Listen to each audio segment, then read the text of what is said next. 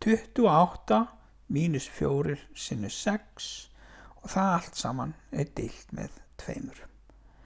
Útkoman úr þessu dæmi verður +2. Við skulum skoða hvernig þetta reiknað. Ég ætla að byrja að reikna inn í svífunum. Það þessi eini svíi hér og mér langar að klára margföldunina áður ég gerir plús og mínus. Þetta mínus 4 sinnum 6. Mínustala sinnum plústala þýðir útkoman því verður mínus. Þannig að þessi 24 hann verður að vera mínus.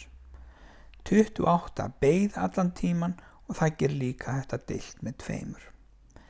En við erum eftir að klára svigan, við skulum bara gera það sem snöggvast. 28 mínus 24, útkoman úr því 4. En við skulum núna taka hennar fjarka og deila með þessum tvisti sem beið allan tíman.